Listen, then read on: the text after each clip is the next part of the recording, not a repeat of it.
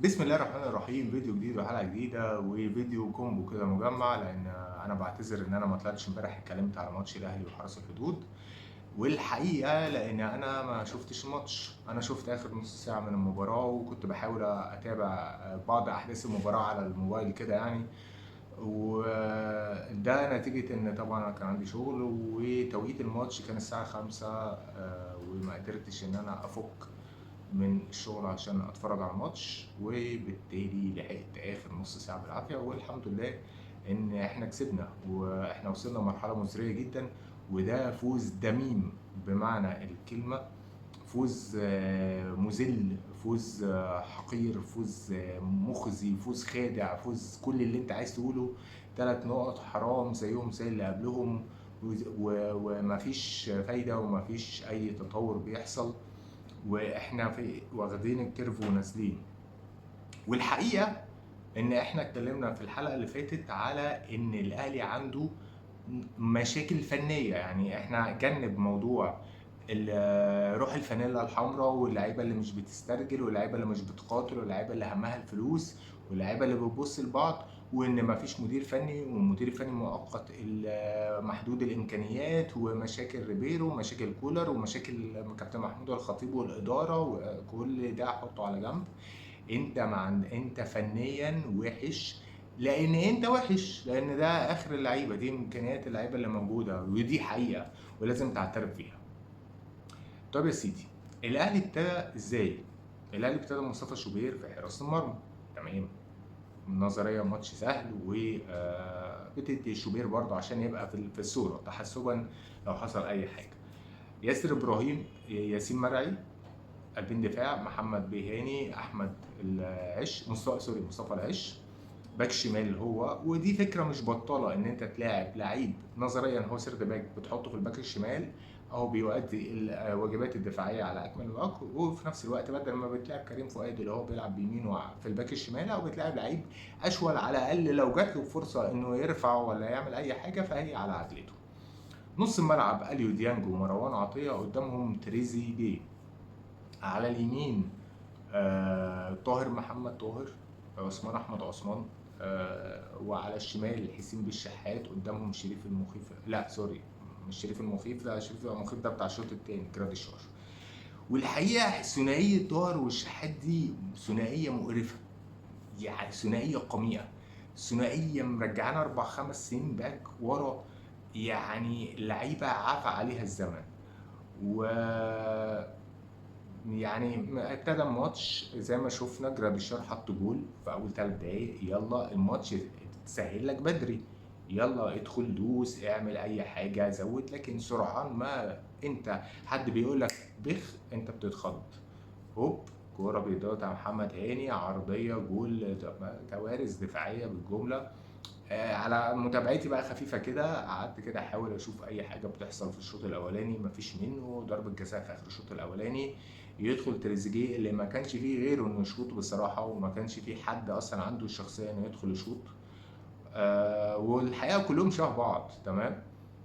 وبيجيب الجول التاني وبيخلص شوط يعني انت توقيت الجول الاولاني ممتاز، انك انت فتحت المباراه بسم الله الرحمن الرحيم والهدف الاول، تمام، وبتضيع الفرصه انك تركب الماتش. توقيت الجول التاني ممتاز برضو، انت بتدخل بتخلص الشوط الاولاني متقدم، يلا بقى لم نفسك وظبط اوراقك وخد البريك بتاع بين الشوطين وادخل وانت فايق بدنيا، ووزع مجهودك وخد ال3 نقط بسهوله بقى، تمام، وزود. لكن لا، يجي لك كورنر، شوف انت دخل فيك جوال من كام كورنر. احمد ابو سليمه المدافع نادي مصر السابق ومدافع حرس الحدود، في وسط الزحمه في وسط منطقه الجزاء بيحط رجله وبيوجه الكوره والكوره بتخبط، وطاهر محمد طاهر، منظر قميء، منظر قميء، وتروح في اخر الزاويه بتزحف ذل، جون ذل، 2-2. يعني انت فعلا مجرأ كل الفرق عليك، كل الفرق متجرأة عليك، الفرق بتلعبك بطريقه رخمه، ليه؟ ايه؟ انا باصص لك الاتوبيس هقرفك دفاعيا وهتجرأ عليك هجوميا، وهو ده. لكن زمان مثلا كان الفرقه قد ايه بتكسكس ورا كده، بتخاف وتقف كده وترص الاتوبيس ما تهاجمكش، فانت كنت تحاول تضغط وتروح وتشوت وتعمل عرضيات وتيكي تاكا واي حاجه. تمام. لكن الفرق دلوقتي بقت بتقرفك، لا هي فاتحه الملعب ولا مش فاتحه يعني الفرق مش فاتحه الملعب وقافلاه، وفي نفس الوقت بتهاجمك وبكثافه، يعني بتروح بلعيبه وعندهم انتشار وكويسين. فزيد زي عبيد والفرق كلها بقت شبه بعض في الدوري. ما بقاش في ماتش للاهلي سهل. 2-2 والاهلي بيحاول يحنكش ومفيش فايده، واتعمل عليك مرتدتين، كورتين كانوا يجوا جوال لنفس اللاعب، لعيب راح انفراد مصطفى شوبير شالها، لا ونفس اللعيب برضه تقريبا خد محمد هاني اللمه الشهيره بتاعته اللي هو ايه، انت حضرتك بتصدرها له اللي هو ايه، بص خدني على الثابته ارجوك، بياخدوا على الثابته وقتهم لجوه. يعني انت اصلا نظريا انت كمدافع بقى بيزك سكورو تمام. محمد هاني انت لو عايز تدخل على لعيب جاي لك من الطرف، انت اقفل له العمق وطلعه على الطرف، تقربه من الخط وتصعب عليك قرار. لكن حضرتك بتعمل ايه؟ والجول برضو اللي جه في ماتش بورتو بتاع كاس العالم، لعيب بيلمه بسهوله، بيدخل بسهوله عشان يدخل على ايه، احنا هنا على بسبوسه 18 تمام. خلاص عندك يا تكمل على الخط وناحيه الكورنر او تدخل من قدام ال 18 وتعمل ار2. هو محمد هاني بيحط اللعيب بيروح يعمل له كده فياخده كده يدخل على ال 18، لو شاط كره بس كويس ار2 حط في المقص جول. يعني ده لا ازاي باك يمين مصر الاول؟ مفيش. يعني انا هو واحد مشجع عادي بقول لك انت، احنا اللي فاهمينه من زمان على الكوره ان انت طلع المهاجم او طلع اللعيب اللي معاك كوره بره، بحيث انك انت تبقى واقف له في ناحيه والخط محدده من ناحيه ثانيه. لكن ده انا ما اعرفش ده لعيب كوره في النادي الاهلي ازاي بيغلط الغلطات دي وهي ما جاتش عليه. لا مدافعين عارفين تمركزات ولا خط وسط، اليو ديانج ما فيش ومهاجمين مضحكين يا محمد شريف. محمد شريف يعني ماشي الاهلي بعدها سيبك انا هكمل لك، بس محمد شريف ده هاخده لوحده تمام. نطلع جراديشار، نزل عمر كمال، طلع حسين الشحات، نازل اشرف بن شرقي، طلع مين كمان هقول لك، وطلع طاهر، وطلع بص بقى، يعني بما ان انا ما اتفرجتش على الماتش فطبعا التغييرات كلها كده بقولها اجتهاديا، بس برضو زي ما انا شفت ان احمد عبد القادر نزل، احمد رضا نزل مكان اليو ديانج، ومكان جراديشار انا فاكر برضو طلع، وعمر كمال كان نزل. يعني بص في شويه حنكشه كده في الاخر حصلت اللي هو ايه، انت مش عارف مين بيلعب فين، مين بيودي على ايه. واشرف بن شرقي نزل واحمد علاء نزل وتريزيجيه موجود ومحمد شريف ومحمد شريف يبقى اول تغييرين هربطهم لك دلوقتي، محمد شريف اشرف بن شرقي مكان حسين الشحات وطاهر الحمد لله. تاني تغيير جراديشار عمر كمال. تالت تغيير اليو ديانج، و في لعيب تاني ومصطفى العش ونزل احمد عبد القادر واحمد رضا. حلو. فانت بقيت بتلعب بثلاثه اللي هو ياسر ابراهيم، ياسين مرعي، محمد هاني، عمر كمال على اليمين، تريزيجيه تقريبا على الشمال، في النص مروان عطيه واحمد رضا، قدام اشرف بن شرقي، محمد شريف، احمد عبد القادر. 3-4-3 ده نظريا، عمليا كفته يلا صلي اي حاجه. فيا سيدي بتجيب الجول التالت عن طريق 1-3 اتعمل، تمريره من اشرف بن شرقي لاحمد رضا لتريزيجيه، دخل شاطها خبطت في القايم ردت في بطن ياسر ابراهيم دخلت وربنا بيحبك.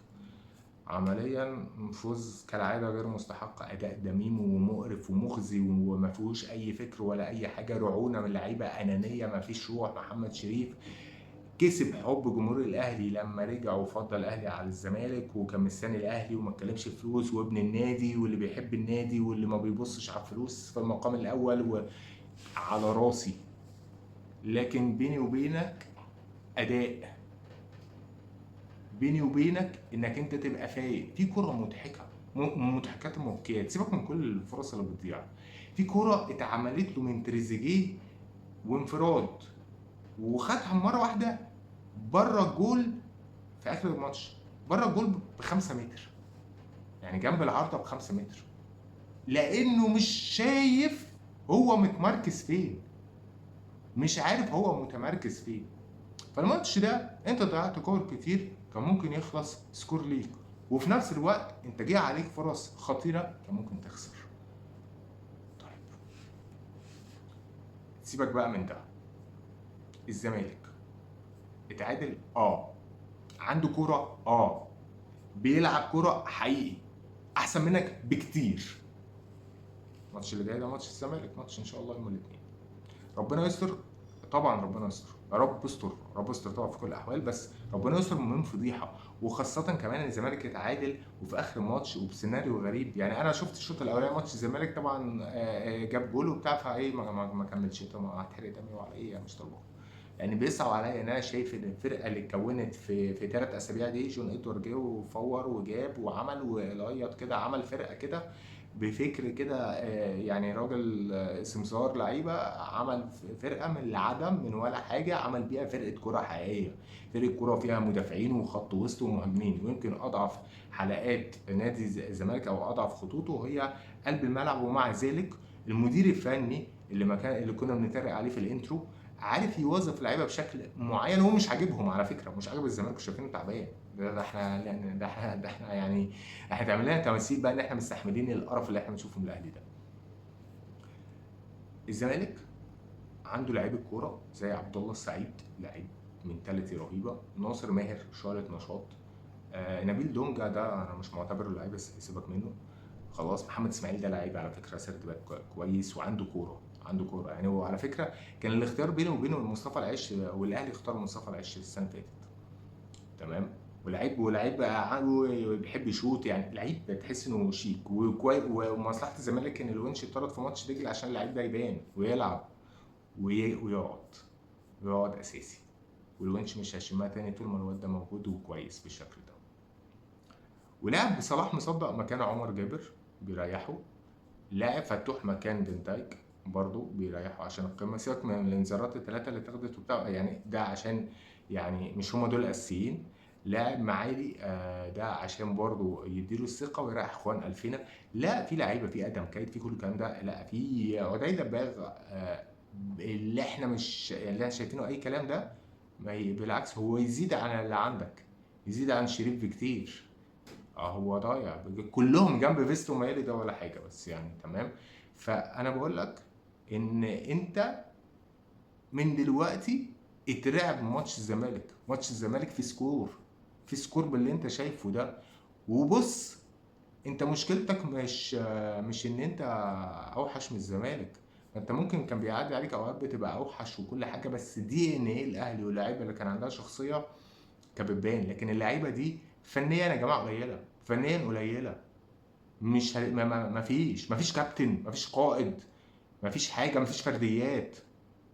الزمالك بيتفوق عليك انه فرديا اعلى منك، انت اسامي اوكي جايب مانيكان، لكن فرديا الزمالك اعلى، اعلى في الملعب، عندهم حلول اكتر، عندهم روح احسن، مصدقين في نفسهم، واعلى منك في اخر موسمين، اعلى منك في الملعب اخر موسمين، وعندهم جرأة اكتر منك اخر موسمين.